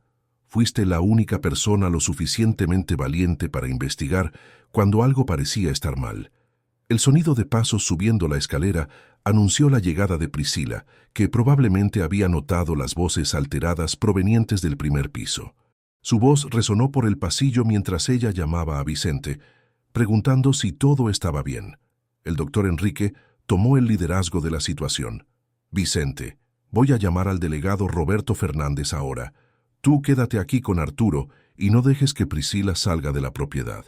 Teresita, ¿puedes ir a buscar a Walter? Necesitamos a todos aquí cuando llegue la policía. La tensión en los próximos minutos fue casi insoportable. Priscila apareció en el pasillo cargando sus compras y su expresión cambió drásticamente cuando vio a Arturo en los brazos de Vicente. Por una fracción de segundo, la máscara de persona amable y cuidadosa cayó completamente, revelando una frialdad calculadora que confirmaba todo lo que las evidencias sugerían. «¿Arturo?», dijo ella, su voz temblándole ligeramente. «¿Cómo? Él no debería estar en Suiza». La pregunta fue hecha con un intento desesperado de mantenerla puesta en escena, pero era demasiado tarde. Vicente la encaró con una expresión de asco y decepción que hablaba más que 1000 palabras. «Sabes exactamente dónde ha estado durante todos estos meses», dijo Vicente, su voz controlada pero cargada de furia contenida. «En una habitación secreta que construiste en mi propia casa para mantenerlo prisionero mientras ejecutabas tu plan para robar todo lo que mi familia construyó». Priscila intentó una última actuación, fingiendo shock y confusión, pero su performance no era lo suficientemente convincente para engañar a personas que ya conocían la verdad. Miró rápidamente hacia las escaleras, calculando sus posibilidades de fuga, pero el doctor Enrique ya se había posicionado estratégicamente para bloquear su salida. Walter, que apareció en el pasillo atraído por el sonido de las voces alteradas, inmediatamente comprendió que el plan había sido descubierto. Su reacción fue diferente a la de Priscila. En lugar de intentar mantenerla puesta en escena, él simplemente se detuvo donde estaba, sus hombros cayendo en una postura de derrota. El sonido de sirenas acercándose anunció la llegada de la policía, que el doctor Enrique había llamado usando sus contactos en la comisaría. En cuestión de minutos, la mansión Martinelli estaba rodeada por patrullas, y el delegado Roberto Fernández asumía el control de la situación con la eficiencia de alguien acostumbrado a lidiar con crímenes complejos. Arturo fue inmediatamente llevado al Hospital Universitario de Villa Clara, acompañado por Vicente y el doctor Enrique, mientras Teresita prestaba testimonio detallado sobre todos sus descubrimientos. Priscila y Walter fueron arrestados en flagrante, acusados de privación ilegal de la libertad, estafa y conspiración para apropiación indebida. Durante las horas siguientes, mientras Arturo recibía atención médica completa y Vicente aguardaba ansiosamente noticias sobre el estado de salud de su hijo, las investigaciones revelaron la extensión completa de la conspiración. Priscila y Walter formaban parte de una red criminal especializada en estafas sofisticadas contra familias ricas, siempre siguiendo el mismo patrón de infiltración, manipulación y apropiación patrimonial. Los documentos que Teresita había fotografiado fueron fundamentales para rastrear otros intentos similares en diferentes provincias, revelando que la operación en la mansión Martinelli era solo una de muchas que el grupo había ejecutado con éxito en otros lugares. La detención de ellos representó el desmantelamiento de una organización que había destruido varias familias a lo largo de los años. En el hospital, el doctor Enrique explicó a Vicente que Arturo se recuperaría físicamente sin problemas permanentes, pero que el trauma psicológico exigiría acompañamiento especializado. El niño había sido privado de su infancia durante meses cruciales, mantenido en aislamiento y bajo efecto de medicaciones que afectaron temporalmente su desarrollo cognitivo. La noticia del descubrimiento se extendió rápidamente por la comunidad de Villa Clara, causando shock e indignación entre las familias que conocían a los Martinelli. La historia de Teresita, una empleada doméstica que arriesgó todo para salvar a un niño, se convirtió en símbolo de coraje e integridad en una ciudad donde las jerarquías sociales generalmente impedían este tipo de heroísmo. Los días que siguieron al descubrimiento fueron una mezcla intensa de alivio, recuperación y reconstrucción. Arturo permaneció internado en el hospital universitario durante una semana completa, bajo observación médica constante, mientras su organismo se libraba de los residuos de los medicamentos que había recibido durante meses. El doctor Enrique coordinaba personalmente su tratamiento, trabajando con un equipo de especialistas para garantizar que no hubiera consecuencias permanentes del cautiverio prolongado. Vicente prácticamente no se separó de la cama de su hijo durante aquellos primeros días. Había cancelado todos los compromisos profesionales y permanecía en el hospital desde las primeras horas de la mañana hasta tarde en la noche, como si temiera que Arturo pudiera desaparecer nuevamente si lo perdía de vista. El empresario que solía controlar imperios financieros ahora se dedicaba íntegramente a las necesidades simples de un niño en recuperación: leer historias, ayudar con los medicamentos y simplemente estar presente. Teresita visitaba diariamente, trayendo siempre alguna comida casera que Arturo adoraba o un juguete que pudiera ayudar en la recuperación. Durante sus visitas, ella observaba con satisfacción cómo el niño recuperaba gradualmente su vitalidad natural. Sus ojos volvían a brillar, su sonrisa se hacía más frecuente, y su curiosidad infantil resurgía conforme los efectos de la sedación prolongada disminuían. La recuperación física de Arturo fue más rápida de lo que cualquiera había esperado. Su juventud y resiliencia natural permitieron que su organismo se adaptara rápidamente a la ausencia de los sedantes, y en pocos días él ya lograba caminar normalmente y mantener conversaciones largas y coherentes. El apetito volvió con fuerza, y él devoraba las comidas como si estuviera compensando meses de alimentación inadecuada. Sin embargo, los aspectos psicológicos de la recuperación se mostraron más complejos. Arturo desarrolló una ansiedad de separación intensa, entrando en pánico siempre que Vicente necesitaba ausentarse, incluso por algunos minutos. Se despertaba frecuentemente durante la noche, con pesadillas sobre estar atrapado nuevamente, llamando desesperadamente a su padre hasta ser calmado por la presencia física de él. La psicóloga especializada en trauma infantil que el doctor Enrique había indicado, la doctora Marina Salas, explicó que estas reacciones eran completamente normales considerando lo que Arturo había vivido. El niño había pasado meses en aislamiento, privado de contacto humano normal y mantenido en un estado alterado de conciencia. Su mente infantil estaba procesando una experiencia que ningún niño debería tener que enfrentar. Durante las sesiones de terapia, Arturo comenzó gradualmente a hablar sobre sus meses de cautiverio. Sus recuerdos eran fragmentados debido a los medicamentos, pero él lograba recordar momentos de confusión, miedo y añoranza de su padre.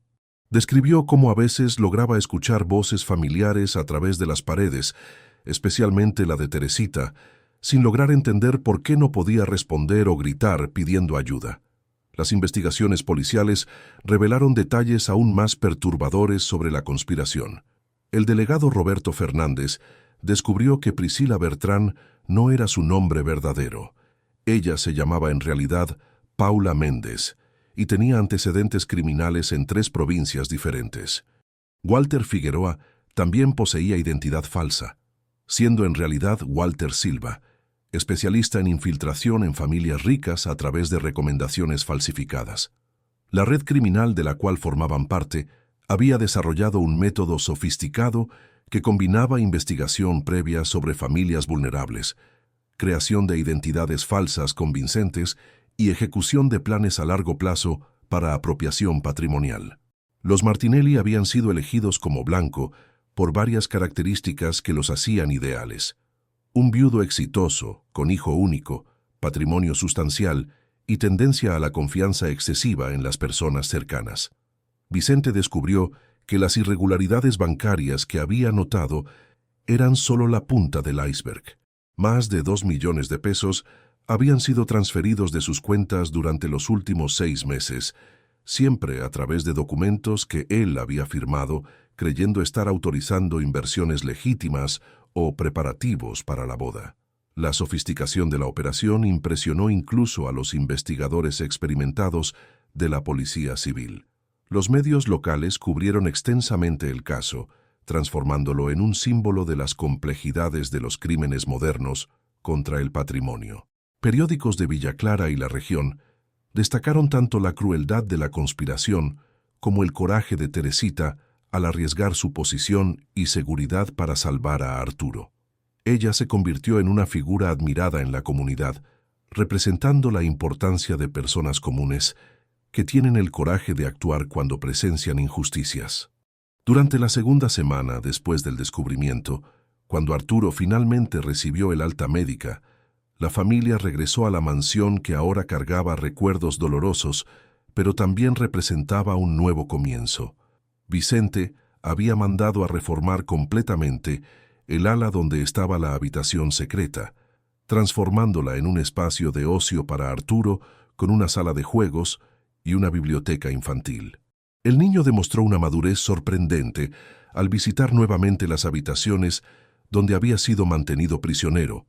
Acompañado por la psicóloga y sujetando firmemente la mano de Vicente, él logró enfrentar el lugar de su trauma como parte del proceso de superación.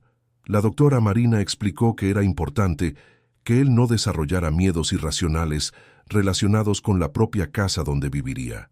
La relación entre Arturo y Teresita se profundizó aún más después del rescate. El niño la llamaba frecuentemente mi heroína e insistía en que ella participara en todas las actividades familiares importantes. Vicente formalizó su importancia en la vida de la familia, ofreciéndole un puesto como administradora de la casa, con un salario significativamente mayor y responsabilidades que iban mucho más allá de una empleada doméstica tradicional. Las consecuencias legales para Priscila y Walter fueron severas. Ambos fueron condenados a más de 15 años de prisión por múltiples acusaciones que incluían privación ilegal de la libertad, estafa calificada, asociación ilícita y crueldad contra un niño. Las investigaciones continuaron revelando otras víctimas de la misma red criminal, resultando en procesos judiciales que se extendieron por varias provincias. Vicente recuperó gran parte de los valores robados a través de bloqueos judiciales en las cuentas bancarias de los criminales, pero decidió que el dinero sería usado para fines benéficos en lugar de retornar al patrimonio familiar. Estableció una fundación dedicada a la protección de niños víctimas de crímenes, garantizando que la terrible experiencia de Arturo pudiera resultar en protección para otras familias vulnerables. Durante el proceso de recuperación, Vicente también pasó por sus propias sesiones de terapia para procesar la culpa que sentía por haber sido tan fácilmente manipulado. Terapeutas especializados en víctimas de crímenes elaborados explicaron cómo los criminales profesionales explotan características positivas como la confianza y la generosidad para ejecutar sus planes. Vicente aprendió a diferenciar entre prudencia saludable y paranoia destructiva. La preparación para la Navidad de aquel año tuvo un significado especial para la familia Martinelli. Arturo estaba completamente recuperado físicamente y demostraba un progreso significativo en el aspecto psicológico. Él había retomado sus actividades normales de niño, asistiendo a una escuela privada en Villa Clara, donde recibía apoyo especializado para la reintegración después del trauma. Vicente canceló definitivamente los planes de matrimonio y decidió dedicar los próximos años íntegramente a la paternidad y a la reconstrucción de la confianza de Arturo en el mundo. Redujo significativamente sus actividades empresariales, delegando responsabilidades para concentrarse en lo que realmente importaba, garantizar que su hijo creciera seguro, amado y confiado. La comunidad de Villa Clara organizó una ceremonia especial de reconocimiento para Teresita, donde ella recibió una medalla de honor al mérito de la municipalidad. Durante el evento, realizado en el Teatro Municipal de Villa Clara, fue ovacionada de pie por una platea que incluía autoridades locales, empresarios y familias que se identificaron con su historia de coraje y dedicación. En su discurso durante la ceremonia, Teresita habló sobre la importancia de prestar atención a las señales cuando algo parece estar mal, independientemente de la posición social de las personas involucradas. Ella enfatizó que su acción no fue heroica, sino simplemente humana, movida por el amor que sentía por un niño que consideraba parte de su propia familia. Arturo acompañó la ceremonia sentado en la primera fila al lado de su padre, aplaudiendo entusiastamente a cada mención del nombre de Teresita. Durante su discurso, ella lo llamó al escenario y ante toda la platea, él la abrazó y dijo en el micrófono: «Tía Tere me salvó porque tiene el corazón más grande que el mundo entero». La frase de Arturo fue reproducida en los periódicos locales y se convirtió en un símbolo de cómo el amor genuino puede superar cualquier barrera social o jerárquica. La historia de la empleada doméstica que salvó al hijo del patrón trascendió las fronteras de Villa Clara, siendo contada en programas de televisión nacional como ejemplo de coraje civil y dedicación humana. El final de aquel año marcó no solo la recuperación completa de Arturo, sino también el fortalecimiento de lazos familiares que habían sido puestos a prueba por las circunstancias más adversas. Vicente, Arturo y Teresita formaron una unidad familiar no convencional, pero profundamente sólida, basada en el respeto mutuo, la gratitud y el amor genuino que superaba las diferencias sociales tradicionales. 2 años después del rescate de Arturo, la mansión Martinelli se había transformado en un hogar completamente diferente. Lo que antes era una propiedad formal y jerárquica, ahora respiraba alegría genuina y conexiones humanas auténticas. Las risas de Arturo resonaban por los pasillos durante sus juegos, mientras Teresita, ahora oficialmente considerada parte de la familia, participaba en las decisiones importantes de la casa con la naturalidad de quien siempre perteneció a aquel lugar. Arturo, a sus 10 años, se había desarrollado en un niño seguro y curioso, sin señales visibles de los traumas que había vivido. Su terapia con la doctora Marina Salas había sido extremadamente exitosa, permitiéndole procesar su experiencia de forma saludable y desarrollar mecanismos de afrontamiento adecuados. Él hablaba abiertamente sobre el período en que estuvo enfermo, como había aprendido a referirse al cautiverio, sin demostrar miedo o ansiedad excesiva. La relación entre Arturo y Vicente se había profundizado de maneras que no serían posibles sin la experiencia traumática que compartieron. Vicente había aprendido a valorar cada momento con su hijo, participando activamente en su rutina escolar, actividades deportivas y desarrollo personal. Habían desarrollado rituales especiales, como caminatas matinales por el jardín y conversaciones nocturnas donde Arturo podía expresar cualquier preocupación o curiosidad. Teresita se había convertido en mucho más que una empleada. Ella era la matriarca no oficial de la familia, participando en decisiones financieras, educativas y sociales que afectaban a Arturo. Vicente había reconocido formalmente su importancia, creando un fondo fiduciario que garantizaría su seguridad financiera por el resto de su vida, independientemente de cualquier cambio en las circunstancias familiares. Era una forma de demostrar que su gratitud iba mucho más allá de palabras o salarios. La Fundación Rosángela Martinelli, creada en homenaje a la primera esposa de Vicente, se había convertido en una de las organizaciones no gubernamentales más respetadas de La Pampa en la protección de niños vulnerables.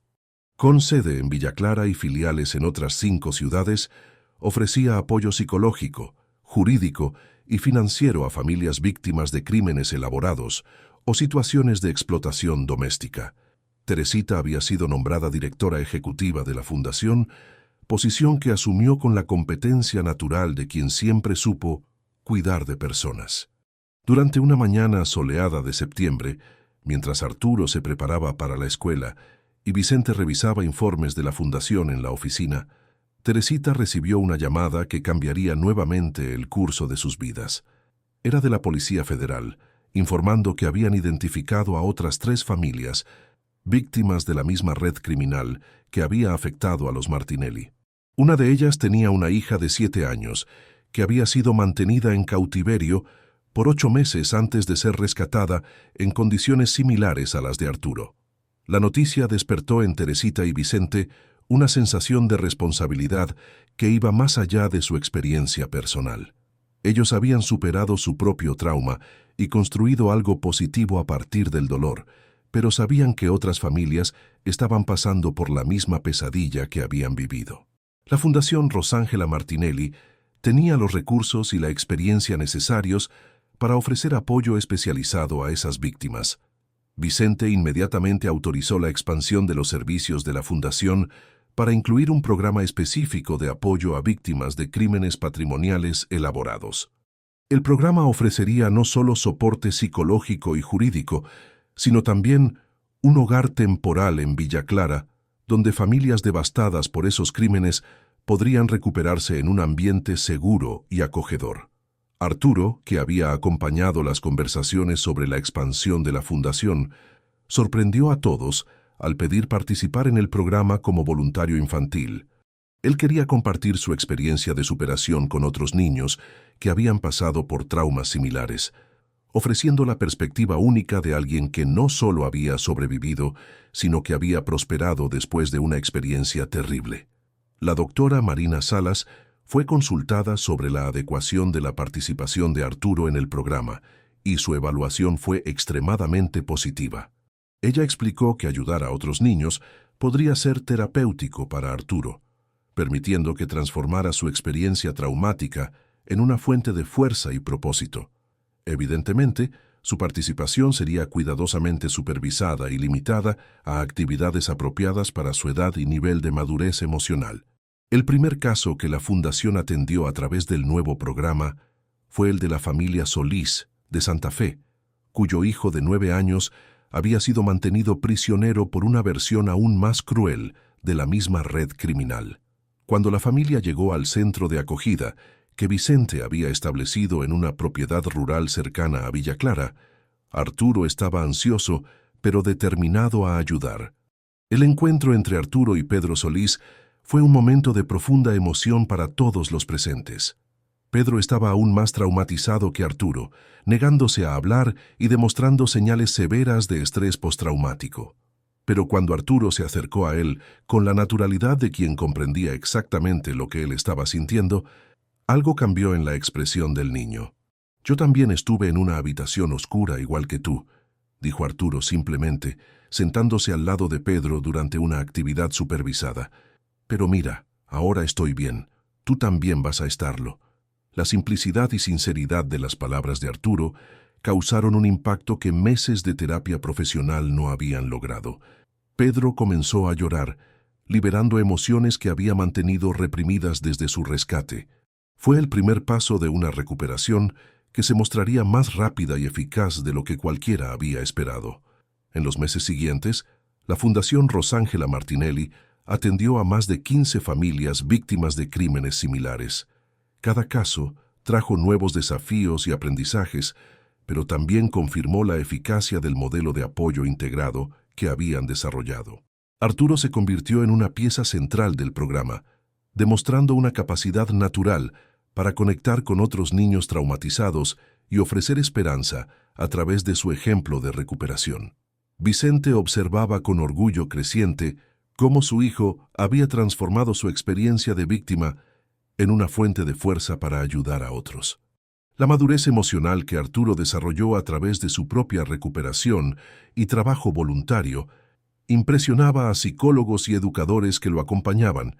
Él había encontrado un propósito que daba significado positivo al trauma que había sufrido. Teresita, por su parte, descubrió una vocación que jamás había imaginado poseer. Su experiencia práctica en identificar señales de abuso y su capacidad natural para cuidar de personas traumatizadas la convirtieron en una de las directoras de ONG más respetadas de la región. Ella desarrollaba protocolos de identificación temprana de situaciones de riesgo que fueron adoptados por otras organizaciones en todo el país.